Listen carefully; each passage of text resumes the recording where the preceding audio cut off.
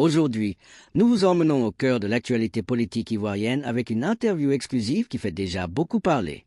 Notre invité du jour, Tijani Thiam, revient sur les rumeurs autour de sa possible implication dans les prochaines élections en Côte d'Ivoire. Quelle vérité se cache derrière ces bruits de couloir? Quelle perspective pour l'avenir politique du pays? Restez connectés, car ce face-à-face promet révélation, clarté et débat passionnant. Et surtout, n'oubliez pas de vous abonner et de liker la vidéo pour soutenir le contenu et ne rien rater des prochaines exclusivités. Et restez bien jusqu'à la fin. Une déclaration surprenante de Tijani Thiam pourrait bien changer votre perception du débat politique actuel. A-t-il encore une chance d'être candidat à la présidentielle d'octobre prochain en Côte d'Ivoire? La question est sur toutes les lèvres. En exil en France, où il est reparti depuis quelque temps, il continue de se battre pour la révision de la liste électorale qui lui permettrait peut-être de se présenter en octobre prochain à ce scrutin sous haute tension étant couru. Ira pas, Tijani Thiam, le président exécutif du PDCI-RDA, est l'invité de Moment de vérité sur Afromédia.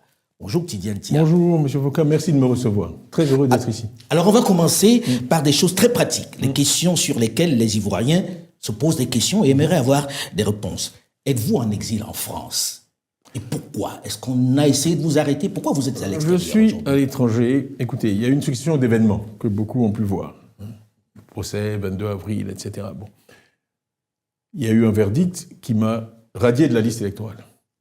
Ensuite, très rapidement, le gouvernement s'est empressé de faire une conférence de presse pour dire que j'étais ivoirien.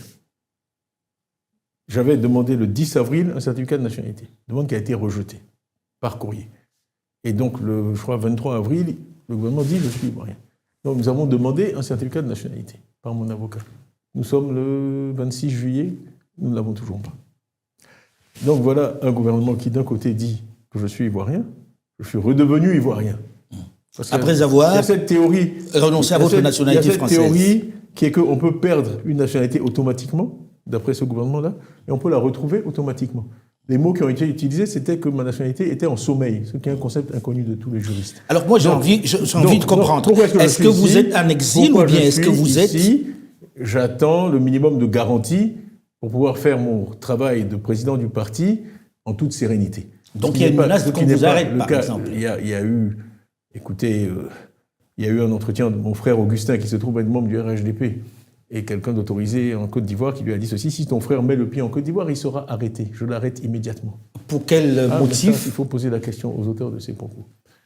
Après avoir renoncé à votre nationalité... On parle du CNT de 2020, CNT auquel je me suis opposé par écrit. Il y a un communiqué qui existe que tous peuvent consulter sur Internet en disant qu'il fallait rester... Le CNT était le Conseil national de transition. Qu'il fallait rester dans la légalité. J'ai fait une déclaration officielle en 2020 où il paraît qu'il faut m'interroger sur le rôle que j'aurais joué depuis Paris en n'étant pas rentré en Côte d'Ivoire depuis 20 ans dans le CNT. Donc, alors, enfin, on invente n'importe quel prétexte. Les gens se posent la question de savoir... des menaces physiques dont j'ai dit sur France 24 qu'elles m'avaient été faites par des voies autorisées. Donc c'est une situation qui ne devrait pas exister, parce que je suis un citoyen ivoirien. Je n'ai jamais commis de crime de ma vie. Effectivement, j'ai été élu démocratiquement à la tête du PDCI et j'ai été désigné par le PDCI comme candidat à la présidentielle. On va en parler dans un instant, puisqu'on va arriver à cette question-là. Aujourd'hui, qu'est-ce que vous avez comme papier? Puisque vous avez renoncé à votre nationalité française. Alors, plusieurs ministres ont dit qu'il fallait me les retirer. Je sais pas pourquoi. Mais vous vivez en France comment? Mais pour l'instant, j'ai des papiers ivoiriens. Donc vous avez une carte de séjour ici? J'ai un passeport ivoirien valide. Et avec un visa? Il m'a été délivré, j'avais un visa, il m'a été délivré une carte de séjour également. Pour me permettre d'aller et de venir. Tout le monde dit Tijani Thiam est connu comme un homme de dossier. Qui a un certain niveau. Et quand on veut se présenter à la présidentielle, on doit connaître tous les textes. Ce qu'on vous reproche, c'est d'avoir obtenu une nationalité qui, de fait, annulait votre nationalité ivoirienne. Cet article 48, vous ne le connaissiez pas? Je ne le connaissais pas. Mais comment vous pouvez ne pas connaître cet article 48? Je ne connais pas la constitution ivoirienne, je ne connais pas le code de la nationalité ivoirienne par cœur. Et à chaque fois que j'ai fait des réunions, j'ai demandé dans la salle qui connaissait cet article. Personne n'a jamais levé la main. J'ai été interrogé par des journalistes ivoiriens, je leur ai demandé, ils ne le savaient pas. Attendez, monsieur, je suis désolé, il y a quand même des principes universels dans l'application des lois. C'est une loi de 61. Est-ce que vous connaissez la genèse de cette loi? C'est une loi française. Ce qui s'est passé dans nos pays à l'indépendance, puisqu'on n'avait pas de corpus de lois, c'est qu'on a pris les lois françaises et on les a essentiellement mises dans comme le droit. Comme la Constitution. Voilà, dans le droit ivoirien. C'est une loi qui avait son origine dans la Première Guerre mondiale, parce qu'après la Première Guerre mondiale, la France avait prolongé la durée du service militaire. Il y avait une hécatombe humaine. Donc, les petits Français avaient commencé à faire du tourisme pour le service militaire, prendre d'autres nationalités pour échapper au service militaire français. L'alinéa 2, d'ailleurs, de cet article 48 fait référence au tableau de recensement militaire. Donc c'était dissuasif pour empêcher les gens de prendre une autre nationalité. On a dit, si vous prenez une autre nationalité, vous allez perdre la nationalité française. Mais il a toujours été clair que c'était par décret, ça ne peut pas être automatique. La nationalité, c'est un droit inaliénable. Okay, mais en même temps, c'est une... En 1973, la France a abrogé cette disposition. Cette disposition en Côte d'Ivoire n'a jamais été appliquée. Monsieur Foucault, vous ne pouvez vous prémunir, il y a un usage. Elle a été appliquée une fois. Non. En 2011, attendez, d'abord, on se gargarise parce que ça les fait sourire. Oui, c'est la loi de son grand-père. On lui a appliqué la loi de son grand-père. À ma connaissance, monsieur le président Houphouët-Boigny a été président de Côte d'Ivoire de 1960 à 1993. Je mets au défi quiconque de trouver un seul exemple d'application de cette loi en 32 ans, de 61 à 80. Du vivant du président Houphouët, cette loi n'a jamais été appliquée. Pas une fois. Mais ça ne fait pas que cette loi n'existait pas, monsieur Thiam. C'est un concept de désuétude.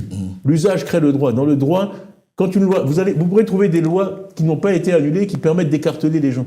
Ok ? Il y a plein de lois dans le droit universel qui ne sont pas appliquées, elles tombent en désuétude, tout le monde ignore leur existence. Celle-là n'a jamais été appliquée, aucun Ivoirien n'en était conscient. Vous voulez que je vous fasse la liste des Ivoiriens qui ont pris une autre nationalité, qui ont exercé de hautes fonctions? Aboudrahmane Cissé a pris la nationalité britannique quand il était chez Goldman Sachs. Il a été nommé secrétaire général de la présidence à Abidjan, il a été ministre du pétrole. D'après leur théorie, il n'est pas ivoirien puisqu'on peut perdre automatiquement la nationalité ivoirienne. C'est une aberration. Alors, le fameux exemple qui est cité, c'est celui de 2011, où la Cour constitutionnelle de Francis Waudier a rejeté une candidature à la députation d'un monsieur Thioté. Ce monsieur Thioté, il avait pris la nationalité française. Il est toujours ivoirien, il est inscrit, à l'heure où je vous parle, nous l'avons prouvé à tous les journalistes, il est inscrit sur la liste électorale.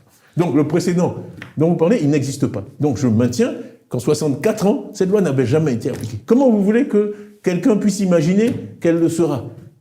Mais elle fait partie de la loi. Il y a tout le PDCI. Elle n'a pas été abrogée. Elle n'a jamais été appliquée. Il y a des centaines de milliers de gens sur la liste électorale aujourd'hui qui sont des doubles nationaux. Alors comment expliquez-vous que ça arrive à vous? Ah, mais ça, il faut poser la question. Expliquez. Ça veut dire quoi concrètement? Quand la foudre tombe quelque part. Une loi, il y a 30 millions d'Ivoiriens. Il y a des millions de naturalisés. Vous pensez qu'on a peur de vous, que le président Ouattara a peur de votre candidature? Je pense qu'on a tout fait. Nous, on savait. Je vais vous donner les noms. Il y avait une équipe à peu près de 10 juristes qui a fouillé le droit ivoirien pour trouver un moyen de m'éliminer. Si ça n'avait pas été ça, ça aurait été autre chose, je vous assure. S'il avait fallu dire que si on mesure plus d'un mètre 93... Mais pourquoi on doit vous éliminer, vous? C'est toute personne qui est en position de gagner. Moi, si vous voulez qu'on regarde les sondages, on a fait des sondages qui sont publics, on les a publiés. Et progressivement.